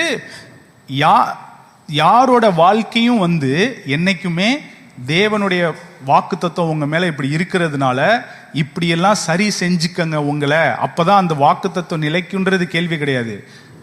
நான் சொல்ற வாக்கு தத்துவத்தை மட்டும் நீ நம்பு, அது போதும், மற்றது உன் லைஃப் ஆட்டோமேட்டிக்கா align ஆயிக்கும். So change your life, then only this promise will get activated. That is not the story. This is the promise that I have. Believe that, and your life eventually will change and come to that. Reverse engineering பண்ணக்கூடாது, cooperate தான் பண்ணணும் ஆண்டவரோட. No, we should not do reverse engineering, but just keep cooperating with God. இது heart ஹீலிங்ல ரொம்ப முக்கியம். It is very important when we do heart healing. உங்க heart, I'm so sorry, heart ஹீலிங்ல வந்து ரொம்ப முக்கியம். ஏன்னா ஹார்ட் ஹீலிங் பண்ணும்போது எந்த இடத்துக்கு வந்துடக்கூடாதுன்னா, இதெல்லாம் செஞ்சாதான் என் வாழ்க்கையில, அதாவது என்னன்னா நீங்களே உங்களை டிஸ்குவாலிஃபை பண்ணிக்காதீங்க. Now the simple matter that I'm trying to say is, do not disqualify when you go and see in your heart and say, oh, only when I clean this up I'll be here. வார்த்தையை நம்புறோம், அந்த வார்த்தையை தூக்கி எந்த ஒரு சூழ்நிலையிலும் அந்த வார்த்தையை தூக்கி பிடிக்கிறோமான்றதுதான் இப்ப கேள்வி. The question is, you know, the word is there, are we holding that word above every situation? அடுத்த வசனம், அடுத்த வசனம். One man's disobedience opened the door for all humanity to become sinners. அதாவது ஒருத்தனுடைய மீறுதல் எல்லாரும் பாவமாகும்படி செய்தது. So also one man's obedience opened the door for many to be made perfectly right with God and acceptable to him. அதாவது ஒரு மனிதனுடைய கீழ்ப்படியாமை எப்படி முழு மனித குலத்தையும் பாவிகள் என்ற பட்டம் கொடுத்தோ, அதே மாதிரி ஒரு மனிதனுடைய கீழ்ப்படிதல் எல்லாவற்றையும் சரி செய்து தேவனால் நம்ம ஏற்றுக்கொள்ளப்பட்டோம் அப்படின்ற நிலைமைக்கு நம்மளை கொண்டு வந்து விட்டுருச்சு. அதாவது என்ன சொல்ல வராங்கன்னா, இப்ப உன் லைஃப் இயேசு கிறிஸ்துவில இருந்து தான் அன்ஃபோல்ட் ஆகி ஒவ்வொரு ஆசீர்வாதமா அப்படியே ஒன் ஆஃப்டர் ஒன் நடந்துகிட்டே இருக்கும் அப்படின்னு சொல்றாங்க. So what he is saying is, you know, all the blessing that has to unfold begins with Jesus Christ. உன்னுடைய ரெஃபரன்ஸ் பாயிண்ட், உன் ஹார்ட்லயோ உன் மைண்ட்லயோ ஒரு ரெஃபரன்ஸ் பாயிண்ட் இப்ப எங்க, ஒரே சைலண்ட்ல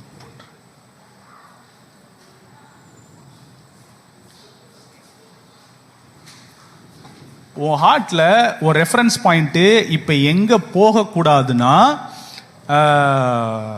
இன்னுமே வந்து கில்ட்டி, பாவத்துக்கு உட்பட்டவர்கள், மரணத்துக்கு உட்பட்டவர்கள் அப்படி இல்லாம என் மேல ஒரு தீர்ப்பு இருக்கு, நான் நீதிமான், நான் ஜீவனிலே ஆளுகை செய்யப்படுவேன் என்பது அதிக நிச்சயமாமே அப்படிங்கிறதுக்கு ஹார்ட்ல அந்த ரெஃபரன்ஸ் பாயிண்ட் இந்த பக்கம் வரணும். So if you go to your heart and analyze, you know, if your reference point is still with Adam, you have to shift that reference point towards Christ and say, hey, no, for me to live is in life is much surety. The blessings that is in Christ is a reality for me. You have to start and move towards, put your pointer from Adam to Christ inside your heart. ஏனா இந்த reference point மாறினாதான் என்ன பத்தி எனக்கு முதல்ல நல்ல சிந்தனைகள் வரும். Only when the reference point changes, I will start to believe good things about me. So அப்பதான் வந்து எதுக்கு நான் ஆமென் சொல்லணும், எதுக்கு நான் நோ சொல்லணும்னு எனக்கு தெரியும். That's when I will know, oh, for this I have to say amen and for this I have to say no. So God is always inviting to the place of realizing who we are in him. ஆண்டவர் வந்து எப்பொழுதுமே நம்மை அவருக்குள்ள யார் அப்படின்ற நிலைமைக்கு பார்க்க முடியாது தள்ளிட்டே இருக்கிறாரு. அடுத்த வசனம் 5:20. So then law was introduced into God's plan to bring the reality of human sinfulness out of hiding. அத பத்தி அப்புறமா பேசலாம். And yet whenever sin increased there was more than enough. அடுத்த வசனம் 5:21. ஓகே, இந்த வசனம் தான் ரொம்ப முக்கியமான வசனம். And just as sin reigned through death, பாவம் மரணம் மூலமாக தன்னுடைய ஆதிக்கத்தை செலுத்தின போது, செலுத்தினதா என்ன சொல்றீங்க? ஆமான்னு சொல்றீங்களா? ஆமா, இதுல மாற்று கருத்து இருக்கா? நம்ம எல்லாம் பார்த்தோமா, இப்பயும் எங்கேயோ ஒரு இடத்துல பார்த்துக்கிட்டு இருக்கோமா? இதுக்கெல்லாம் வந்து ப்ரூஃபே கேட்க மாட்டோம், pretty obvious அப்படின்னு சொல்லிட்டு போயிடுவோம். So also நீங்க வந்து அப்படியே கான்ட்ராஸ்டா ஒன்று சொல்லணும்னு நினைச்சு கொண்டு வராரு. So also this sin conquering grace will reign. இந்த பாவத்தை ஆண்டு கொள்ளக்கூடிய கிருபையும் ஆளுகை செய்யும். அதாவது will reign, கட்டாயம் ஆளுகை செய்யப்படும். as king through righteousness, imparting eternal life through Jesus our Lord and Messiah. நீதியின் மூலமாக ராஜாவாய் ஆண்டு கொள்ளும். எப்படின்னா கிறிஸ்துவுக்குள்ளாக உள்ள அந்த ஜீவனை நமக்குள்ளாக செலுத்தி அந்த ஆளுகையை நம்ம நிலைநிறுத்தும். இப்ப இந்த இடத்துல இருந்து சொல்லுங்க, உங்களுக்கு முன்னாடி என்ன வைக்கப்பட்டிருக்கு, உங்களை எங்க கூப்பிடுறாரு? So now from here, from this contrast, you tell me what God has kept before you and where is God inviting you? நித்திய ஜீவன். அதாவது இந்த நீதியிலே நீங்கள் ஜீவனுடையவர்களாய் ஆளுகை செய்வீர்கள் அப்படிங்கிறது அதிக நிச்சயமாமே இந்த இடத்துக்கு நீ வா அப்படின்னு சொல்லி இன்வைட் பண்றாரு. So through righteousness there is an eternal life and God is inviting you to that life. இப்போ நான் அந்த எதுக்காக இதை சொல்றேன்னா, என் லைஃபை நான் இங்கிருந்து எனக்கு முன்னாடி என்ன வச்சிருக்கு. இப்போ அது பேர் என்ன, சங்கீதத்தில் சாம்ஸ், அது எங்கே வருதுன்னு தெரியல, பட் டேவிட் இப்படி எழுதுறான், நான் எப்பொழுதும் கர்த்தரை எனக்கு முன்பாக வைத்திருக்கிறேன், நான் அசைக்கக்கூடாதபடிக்கு அவர் என்னுடைய பட்சத்தில் இருக்கிறார் அல்லது வலது பாரசத்திலே வீற்றிருக்கிறார். அப்படி இருக்கும்போது he is very clear யாரை தனக்கு முன்னாடி வச்சிருக்கேன் அப்படிங்கிறதுல he is very clear. I have kept the Lord always before me and he is at my right hand and I will not be shaken. When David says this, he is clearly exhibiting who he has kept in front of his eyes. So அதே மாதிரி இந்த சுவிசேஷம் நமக்கு முன்னாடி என்ன வச்சிருக்கு, நீதி. நம்ம மேல ஒரு தீர்ப்பு இருக்கு, இவன் நீதிமான், இவன் மேல கில்ட்டி கிடையாது, இவன் நித்திய ஜீவனை வாழணும் அப்படிங்கிறது தான் இவனுக்கு நான் வச்சிருக்கிற சுதந்திரம்ன்றத முன்னாடி வச்சுதான் நம்மளை இன்வைட் பண்றாரு. So there is a sentence over him, he is not guilty, there is a righteousness for him and there is a life for him. With this God is giving you an invitation. So நம்மளுடைய origin ஆதாம்லே கிடையாது. So we still cannot trace our origin to Adam. அதை இன்னுமே நான் உங்களுக்கு prove பண்றேன். 2 Timothy 1:9 டிபிடில போடுங்க. 2 Timothy chapter 1 verse 9. He gave us resurrection life and drew us to himself by his holy calling on our lives. உயிர் தெழுந்த ஜீவனை நமக்கு கொடுத்து அதன் மூலமாக பரிசுத்த ஜீவத்துக்கு நம்மை அழைத்தார். And it was not because of any good we have done. நாம எதுவும் செஞ்சோன்றதுனால அது அவர் செய்யல. But by his divine pleasure and marvelous grace that confirmed our union with anointed Jesus even before time began. அவருடைய திவ்ய ஆனந்த நிமித்தமாகவும் அவருடைய மகத்தான கிருபை நிமித்தமாகவும் நமக்கும் அவருக்கும் உள்ள இணைப்பை, ஆதி முதலாய் இருந்த இணைப்பை இது நமக்கு உறுதி செய்து இந்த வாழ்க்கையை நமக்கு கொடுக்க தீர்மானித்தார். இப்ப இந்த வசனத்துல ஒரு முக்கியமான விஷயம் புரிஞ்சிருந்தீங்கன்னா நீங்க எல்லாம் இப்படி இருக்க மாட்டீங்க. என்னன்னு சொல்லுங்க பாப்போம். Confirmed our union even before time began. Confirmed our union with him even before time began. காலம் உருவாவதற்கு முன்பாகவே தேவனுக்கும் உங்களுக்கும் இருந்த இணைப்பை அவர் உறுதி செஞ்சாராம். நான் என்ன நினைச்சிட்டு இருந்தேன்னா, நான் என்னைக்கு வாயை திறந்து நான் அந்த சால்வேஷன் பிரேயரை சொன்னனோ அன்னைக்கு தான் எனக்கும் காடுக்கும் அந்த யூனியன் எஸ்டாப்ளிஷ் ஆச்சுன்னு நினைச்சிட்டு இருந்தேன். Only when I confessed, opened my mouth and said, Lord, I accept you as my savior, that's when the union was confirmed. That was what I was believing. So அந்த யூனியனை பற்றி நிறைய பேசலாம். Next time when I get opportunity I'll specifically talk about union we have with God. அடுத்த தடவை நான் பற்றி எனக்கு பேச வாய்ப்பு கிடைக்கும் போது இந்த இணைப்பு யூனியனை பற்றி நான் பேசுவேன். பட் இப்ப தெரியுதா, வருகிறவருக்கு முன்னடையாளமானவன். அப்ப யாரோட நமக்கு இருந்தே யூனியன் இருந்துச்சுன்னா அவரோட தான் இருந்தது. We are running a story and backtracking to Adam, but if you see the scripture, even before Adam there was God and we had a union with him even before Adam was.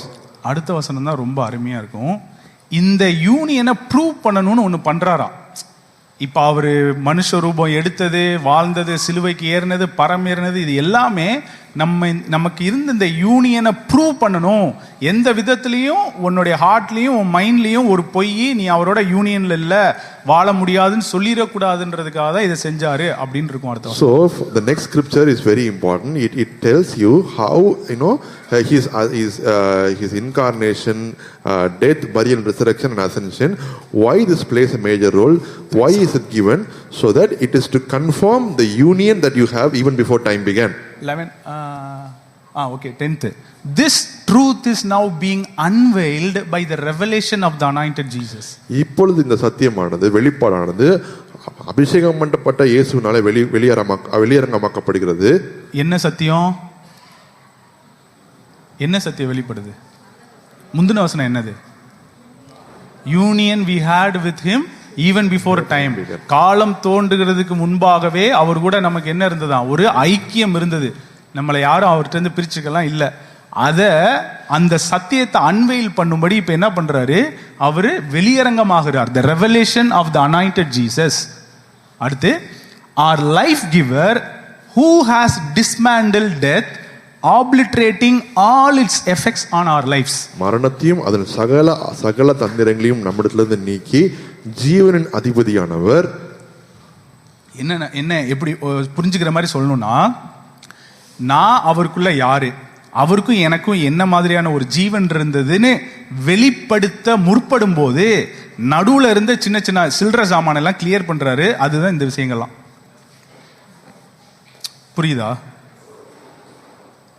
இந்த so called பாவம், so called the thing that we are fighting from the day I got saved, அது எல்லாமே இதைத்தான் night ஃபுல்லா ஒட்டிட்டு இருந்தியா, எரிஞ்சு போடா அப்படின்னு தூக்கி போடுற விஷயமா.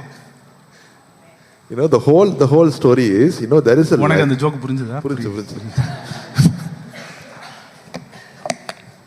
You know, we are focusing so much on sin, but for God, sin is a negotiable or a negligible factor, because the whole fact of his incarnation, death, burial, and resurrection is about the union, and he wants to establish and he wants you to know and be strong in the fact that you are in union no matter what, and all these matter, sin and whatever is distracting you, he just took it just like that, keeping union as the main focus. Who has dismantled death, obliterating all its effect on our lives, and has manifested his immortal life in us by the gospel. இப்ப இது தமிழ்லயும் வாசிச்சிருவோம். தமிழ்ல போடுங்களேன். இப்ப புரியுதா நமக்கு எது சுதந்திரமா இருக்கு எது இல்லைன்னு தெரிஞ்சுக்க முடியுதா? Did I driving that point clear? 14 இல்ல 10. நம்முடைய இரட்சகராகிய இயேசு கிறிஸ்து பிரசன்னமானதினாலே அந்த கிருபை இப்பொழுது வெளிப்படுத்தப்பட்டது. அந்த கிருபை என்னதுன்னா, காலம் தோன்றுறதுக்கு முன்பாகவே நமக்கு அவரோட ஒரு ஐக்கியம் இருந்தது. அவர் மரணத்தை பரிகரித்து ஜீவனையும் அழியாமையையும் சுவிசேஷத்தினாலே வெளியரங்கமாக்கினார். உங்களுக்குன்னு நான் இருந்தே என்ன பிளான் வச்சிருந்தேன், இதை தாண்டா வச்சிருந்தேன்றத வெளியரங்கம் ஆக்குகிறார். So the destiny that I had for you is life and immortality. That is what God came to reveal. இப்ப நம்ம லைஃப் எப்படி அன்ஃபோல்ட் ஆகணும்னா, முன் அடையாளமா வருகிறவரை வச்சு அன்ஃபோல்ட் ஆகக்கூடாது. இதெல்லாம் தோன்றதுக்கு முன்னாடியே ஒரு டெஸ்டினியும் ஒரு பிளான் இருந்துச்சு. அதுதான் இயேசு கிறிஸ்துவுக்குள்ள நமக்குன்னு வச்சிருக்கிற டெஸ்டினி. அதுதான் அவர் வெளிப்படுகிறது மூலியமா நமக்கு வெளியரங்கமாறுது. So we should not count our destiny from Adam. There is a person who was before Adam. From him we have to count and see this as our destiny. Probably இப்ப நான் என்ன பேசுறேன்னு உங்களுக்கு புரியாம போறதுக்கு நிறைய வாய்ப்புகள் இருக்கு. இது எப்போ உங்களுக்கு அதிகமா புரியும்னா, when you go back home, நாளையில இருந்து உங்க லைஃபை ஃபேஸ் பண்ணும்போது நிறைய விஷயங்கள் சர்ஃபேஸ் ஆகிக்கிட்டே இருக்கும் மைண்ட்ல. அப்ப what you believe about your life, நம்ம லைஃப்ல என்ன அன்ஃபோல்ட் ஆகும் அல்லது என்ன மாதிரி இருக்குன்ற தருணத்துக்கு வரும்போது இது ஹெல்ப்ஃபுல்லா இருக்கும். So probably you might not even grasp whatever I'm telling here completely, but from tomorrow on there might be situations that keep popping out, and out of which you will know where is your origin, and from that you will derive where your life is going. You will be able to analyze and make a change. பிரியமானவனே, உன் ஆத்மா வாழ்வது போல நீ எல்லாவற்றிலும் வாழ்ந்து செழித்திரு. As your heart prospers, so be prosperous in all that you do. இன்னொரு வசனம் Philemon 1:6 நினைக்கிறேன், ஒரு வசனம் வரும், acknowledge all the good things within you அப்படின்னு வரும். அதாவது உனக்கு இருக்கிற நல்ல விஷயங்களை நீ என்ன பண்ணு, அக்னாலேஜ்னா ஒத்துக்கங்க அல்லது அதோட அக்ரி பண்ணுங்க, உங்களுக்குள்ள இருக்கிற குட் திங்ஸோட அக்ரி பண்ணுங்க அப்படிங்கிறது அந்த வசனம். ஆனா இப்ப குட் திங்ஸ் என்ன இருக்குன்னு தெரியணும், அதோட அக்ரி பண்ற. ஏன் அக்ரி பண்ணணும் அப்படின்னா முதர்ந்தே அதுதாங்க எனக்கு வச்சிருக்கிற டெஸ்டினியும் பிளானும். அதை தான் இயேசு கிறிஸ்து அவர் வெளியரங்கமாக்குறதுனால வெளிப்படையா எல்லாத்துக்கும் காமிக்கிறாரு சுவிசேஷத்துல. So for us to believe there is good things inside of us, it's a big problem. First we have to understand what good things are there, and we should know that these good things did not come by accident. It was their plan even before I was born, because of the union that I have with God even before time began. ஏன்னா எனக்கு சும்மா இந்த Instagram ஃபீடில் அப்படி வரும். என்ன வரும்னா, அதிகமாக 365 தடவை யூஸ் பண்ணப்பட்ட ஒரு விஷயம் என்னன்னா, to not fear, to not fear, to not fear. So if I open Instagram, I'll get some status saying, if you read through the Bible 365 times there is a statement called do not fear. நான் ஜெபம் பண்ணும்போது ஆண்டவர் எனக்கு நிறைய சொன்னது, டேய் நல்லா தான்டா நடக்கும், ஏன்டா இப்படி ஏன்டா என்ன உசுர வாங்குற அப்படின்ற மாதிரி தான் எனக்கு ரெஸ்பாண்ட் பண்ணுவார். Whenever I have prayed, God most of the time he tells me do not fear, do not fear. Everything will be good. Why are you getting so scared is what he'll ask. Why are you scared like this? ஏன் இப்படி பயப்படுற அப்படின்னு கேட்பாரு. அப்ப என்ன ஆகும்னா, பரிசுத்த ஆவியானவருக்கு ஏன் நன்றி உள்ளவனா இருக்கேன்னா, ஏன் இப்படி இருக்கேன்னா, இன்னுமே உன் தாட் பேட்டர்ன்ஸ்ல இதுல சுவிசேஷத்தை நீ எப்படி பாக்குற, உனக்குன்னு ஆண்டவர் என்ன வச்சிருக்காருன்றத பாக்குறேன்னு சொல்லி கொடுக்கும்போது வெளிப்படுத்தப்பட்ட விஷயங்கள் தான் இந்த வசனம். How do I see myself and what is the destiny that I have about you? When God is revealing these factors, that's when I came and stumbled upon these scriptures. So இத கேட்கும்போது ஒரு இளைப்பாறுதல் வருதுல. When I hear all these things, I have a rest, right? God has good inheritance for me. தேவன் எனக்கு நல்ல சுதந்திரத்தை வச்சிருக்கிறார், நித்திய ஜீவனை தான் வச்சிருக்கிறாரு. He is having eternal life for me. அந்த நித்திய ஜீவனை வாழ்றேன்றது அதிக நிச்சயமாவும் இருக்கு. And I will inherit and live in the eternal life is a sure reality. ஏன்னா ஆதாம் விழுந்தா எல்லாரும் பாவம் செய்தவர்களா இருக்கார்கள் சொல்லும்போது அதனுடைய விளைவு நான் அதுல நேரடியா பங்கு பெறலைனாலும் அதனுடைய விளைவை நான் பார்த்தேன், கண்கூடா பார்த்தேன். அதுக்கு எனக்கு ஃபெய்த் தேவைப்பட்டதா இல்ல, ஒரு ஏதாவது இருந்தாலும் ஒரு நியாயமா பேசணுமா இல்லையா, அந்த மாதிரி ஆதாம் செஞ்சா அப்படிங்கிறதுக்கு இப்ப அந்த பாவமும் மரணமும் என் வாழ்க்கையில வெளிப்படணும் அப்படின்னு என்னைக்காவது ஃபெய்த்ல கஷ்டப்பட்டிருக்கீங்களா? We have not even seen Adam, but we strongly believe whatever has happened because of Adam, it has a consequence on me. I am able to see that, and I don't wait in faith or build my faith to see whatever Adam believed. I have to see that consequence in my life. We haven't done that. ஆனா இயேசு கிறிஸ்து எனக்கு வச்சிருக்கிற வாழ்க்கை அதுக்கு அவன் முன்னடையாளமா தான் இருந்தான். So ஆதி முதல் இருந்த நோக்கம் அதுவும் எனக்கு தெரியாது. சரி, அதுவும் வெளியரங்கமாக்கப்பட்டுருச்சு இப்ப இயேசு கிறிஸ்து மூலியமா. ஆனா இதை நம்பணும், எனக்கு முன்னாடி இப்படிப்பட்ட ஒரு வாழ்க்கை இருக்கும் நம்பணும்னா அதுக்கு நான் உட்கார்ந்து போராடணும், ஃபெய்த்ல சண்டை போடணும், ஸ்பிரிச்சுவல் வார்ஃபேர் தமிழ்ல எப்படி சொல்றது, ஆவிக்குரிய போராட்டம் பண்ணணும். அப்ப இதெல்லாம் பண்ணணும்னா அப்ப அவர் என்ன பண்ணாருன்னு எனக்கு தெரியல. ஏன்னா ஆதாம்கிட்ட செஞ்சது ரொம்ப ஈஸியா வருது, என்னால ஏத்துக்கவே முடியலங்க. என்னால it comes so easily. But அதுக்கப்புறம் இவர் செஞ்சாரு, எனக்கு ஒரு நல்ல வாழ்க்கை வச்சிருக்காருன்றத நம்பணும்னா நான் சண்டை போடணும், தலையில முட்டிக்கணும், கஷ்டப்படணும். இது வாழ்க்கையில வெளிப்படணும்னா ரொம்ப கஷ்டப்பட வேண்டியது இருக்கு. அந்த அளவுக்கு நம்ம நிலைமை மோசமா இருக்கு. For whatever we believe about Adam, manifesting it is so easy, and for whatever Christ has, to believe that and to manifest it, we are talking about faith, we are talking about spiritual warfare. It is becoming a big headache. How it does, the balance is not there, the balance is not matching at all. ஏன்னா சத்தியம் தெரியல, ஆதி முதலே அவர் நோக்கம் நம்ம லைஃப்ல என்ன இருந்தது அது தெரிஞ்சிச்சுன்னா we will be very sure about what we have before us. Because we don't know the truth, and if we had known the truth that was there even before time began, what is the destiny that God has for us before time began, we would not go through all these mess and cycles. So அதனால என்னுடைய request என்னன்னா, நீங்க திரும்ப வீட்டுக்கு போயிட்டு Romans 5 ஃபுல்லா படிங்க. ரோமர் 5வது அதிகாரத்தை திரும்ப ஃபுல்லா படிங்க. So my request to you is go home and read Romans 5 fully and ask God to speak to you.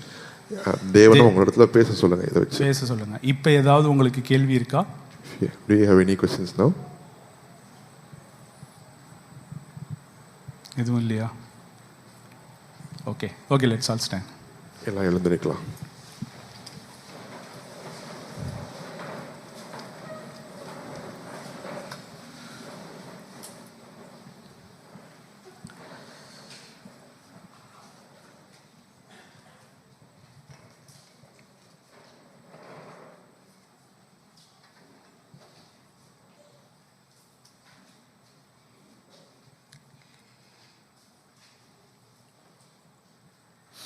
ஆண்டவரே நன்றி ஆண்டவரே. அதாவது இப்போ ஒரு சில விஷயங்கள் நம்ம ஜெபம் பண்ணணும், ஒரு சில விஷயங்களை அறிக்கையிடணும். ஏன்னா அது நடக்கணும்னு அவசியம் கிடையாது, அது நடந்து ரொம்ப நாள் ஆச்சு. நீ வாயை திறந்து சொல்லணும். புரியுதாண்ணா என்ன சொல்ல வரேன்னு? ஒரு சில விஷயங்கள் நீங்க வாயை திறந்து ஜெபம் பண்ணணும். ஆண்டவரே எனக்கு இந்த தேவையா இருக்கு, அல்லது இது இப்படி இருக்கு அப்படின்னு. ஒரு சில விஷயங்களை நீங்க வாயை திறந்து ஜெபம் பண்ணக்கூடாது, அறிக்கையை தான் இடணும். Certain things you have to open your mouth and pray, but there are certain things you don't have to pray for. Those are things you have to confess. புரியுதாண்ணா என்ன சொல்ல வரேன்னு? Are you able to understand? ஏன்னா அது வந்து நிச்சயமா இருக்கிற ஒரு விஷயம். அது எனக்கு புரியலன்னா வாயை திறந்து அறிக்கை தான் இடணும். Because it's a reality. If I don't get it, if it is not sinking in my mind, the only way to get it down is through confession. அந்த மாதிரி ஒரு சில அறிக்கைகளை இப்ப பண்ண போறோம். So we are going to make some confessions like that. ரோமர் 5வது அதிகாரத்திலிருந்து. From Romans 5. ஓகே. ஆண்டவரே நன்றி ஆண்டவரே. ஆண்டவரே எங்களுக்கும் உங்களுக்கும் ஒரு சமாதானத்தை ஆண்டவரே உண்டு பண்ணியிருக்கீங்க. You have given, there is a peace between me and you. என் கூட சேர்ந்து எல்லாரும் சொல்லுங்க, ஆண்டவரே எனக்கும் உமக்கும் ஒரு சமாதானத்தை உண்டு பண்ணியிருக்கீங்க. God, you have made a peace between you and me. ஆண்டவரே என் மேல ஒரு தீர்ப்பு இருக்கு. அந்த தீர்ப்பு என்னன்னா, நான் நீதிமான், நான் ஜீவனிலே ஆளுகை செய்யப்படுவேன் என்றதே அந்த தீர்ப்பு. God, there is a judgment over my life, and the judgment is I am righteous and I will live in eternal life. ஒன்னும் அவசரம் இல்ல, டைம் எடுத்து டிக்ளேர் பண்ணுங்க. என் மேல ஒரு தீர்ப்பு இருக்கு, அந்த தீர்ப்பு நீதிக்கு ஏதுவாகவும் ஜீவனுக்கு ஏதுவாகவும் இருக்கு.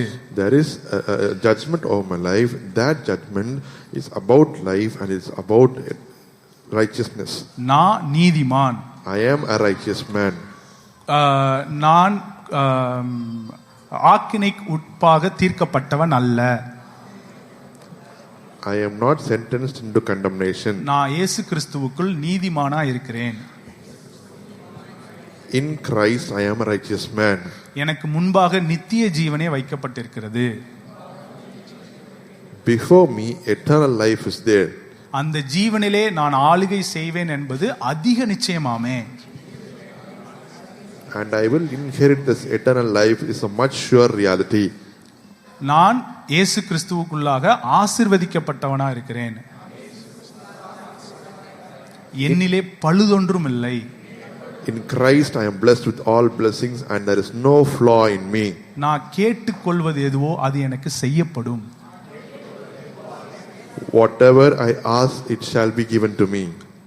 நான் தேவனுடைய எல்லா ஆசீர்வாதங்களுக்கும் பாத்திரவான். I am worthy of God's blessings.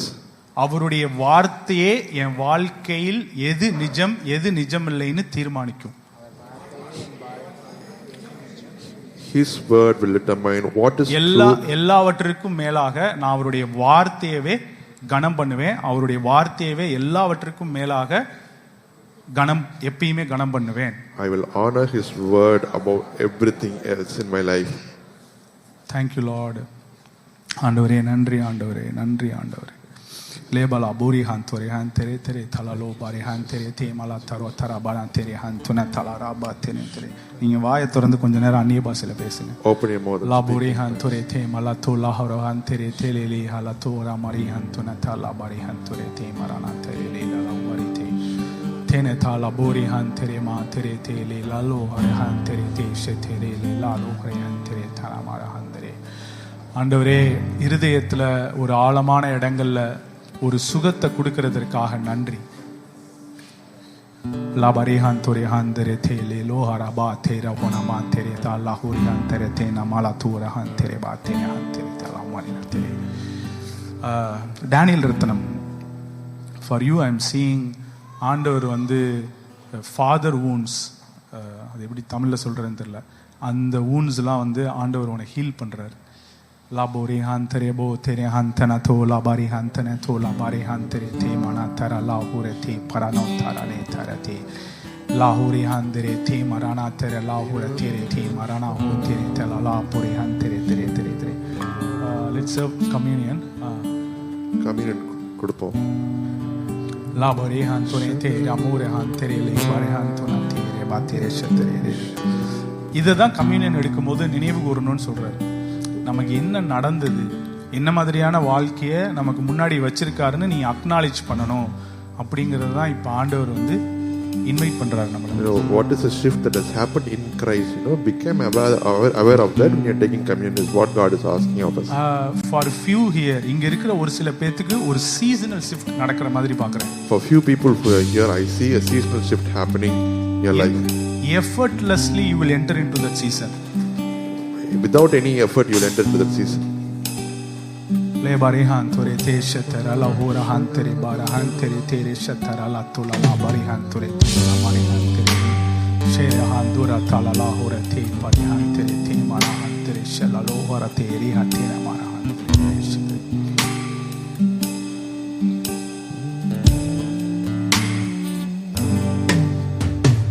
Mire partire, நீரை பார்த்தீர, என் துதிகளுக்கு நீரே பார்த்தீர, உம் சமூகத்தில் நின்றே உம்மை உயர்த்தியே தொழுவேன், என் துதிகளுக்கு நீரே பார்த்தீர, நீரே பார்த்தீர. நீரே பார்த்தீர, நீரே பார்த்தீர, என் துதிகளுக்கு நீரே பார்த்தீர, உம் சமூகத்தில் நின்றே உம்மை உயர்த்தியே தொழுவேன், என் துதிகளுக்கு நீரே பார்த்தீர,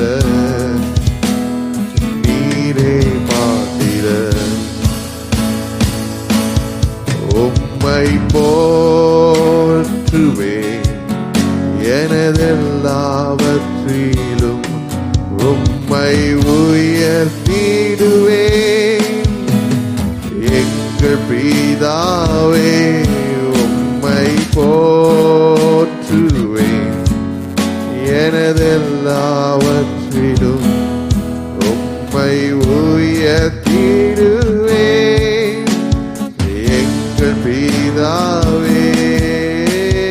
நீரே பார்த்தீர, ஓ நீரே பார்த்தீர, என் துதிகளுக்கு நீரே பார்த்தீர,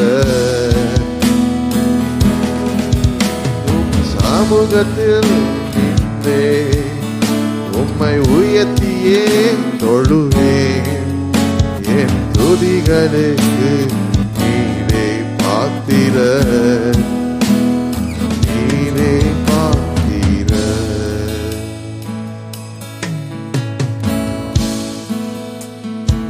ஜெபம் பண்ணுங்க, கேளுங்க. ஆண்டவரே, சரீரத்தை குறிச்சும் ரத்தத்தை குறிச்சும் எனக்கு ஒரு வெளிப்பாடு தாங்கன்னு கேளுங்க. Ask God, God give me a revelation about this body and blood of yours. இது ஒரு சடங்காச்சாரமா பண்ணாம Don't do it as a tradition. இதுல எனக்கு என்ன சொல்ல வரீங்கன்னு கேளுங்க. What are you coming? What are you sharing your heart towards me? And இந்த சரீரமும் இது ரத்தமும் இவ்வளவு நேரம் நம்ம பேசினதை தான் சொல்லுது. And whatever we were speaking about, all these moments, this is what the body and the blood is speaking about. இதெல்லாம் நம்ம லைஃப்ல அதிக நிச்சயமா வைக்கப்பட்டிருக்கிறது. Whatever has been kept as a true reality in my life. என்ன மாதிரியான ஒரு தீர்ப்பு நம்ம மேல இருக்கு? What judgment is there over our life? And இப்ப நீங்க பயம் இல்லாம வாழலாம் அப்படிங்கிறது தான் அந்த invitation. You can live without fear is the invitation that is given to you. எதுக்கும் பயந்துட்டு ஒரு சர்வைவல் மோட்லயே வாழணும், அதாவது எப்படியாவது தப்பிச்சோம் பொழைச்சோன்னு வாழணும்ன்ற வாழ்க்கைக்கே அழைக்கப்படல. You're not called to live as a mere surviving life and go away. முழு நிச்சயத்தோட ஜீவனிலே ஆளுகை செய்வோம் அப்படின்ற ஒரு நிச்சயத்துக்குள்ளாக தான் நம்ம அழைக்கப்பட்டிருக்கிறோம்ன்ற சாட்சி தான் நம்ம கையில வச்சிருக்கிறது. With the full assurance you can believe you are called to live an eternal life, and that is the proof that you have in your hands. அந்த நிச்சயத்தோடயே எல்லாரும் பங்கு பெறுவோம். And with that proof we'll all participate.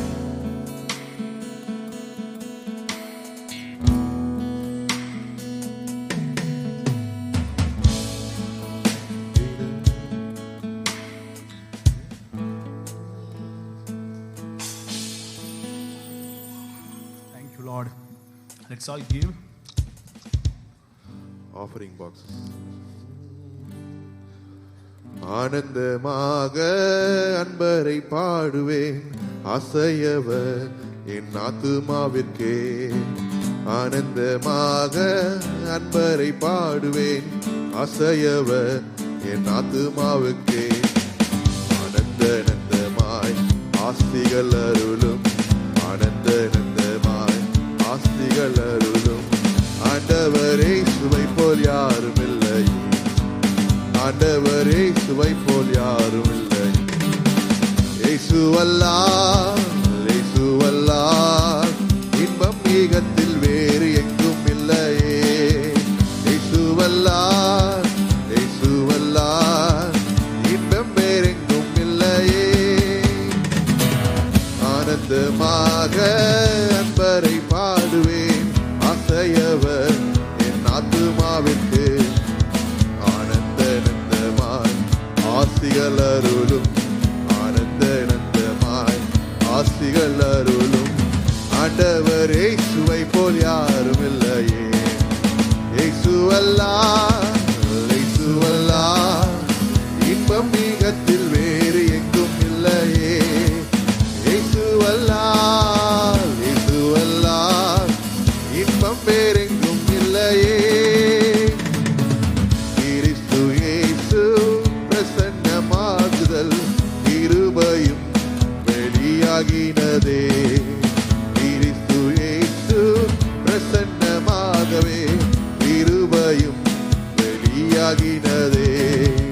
நித்திய சாவினை நற்சுவிசேஷத்தால், நித்திய சாவினை நற்சுவிசேஷத்தால் ஜீவன் அழியாமை வெளியாக்கினார்.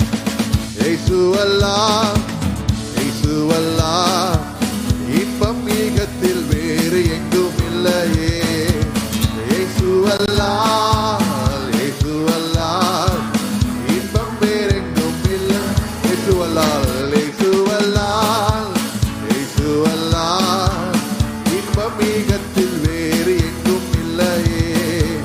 இயேசுவல்லால் இயேசுவல்லால் இன்பம் வேறெங்கும் இல்லையே.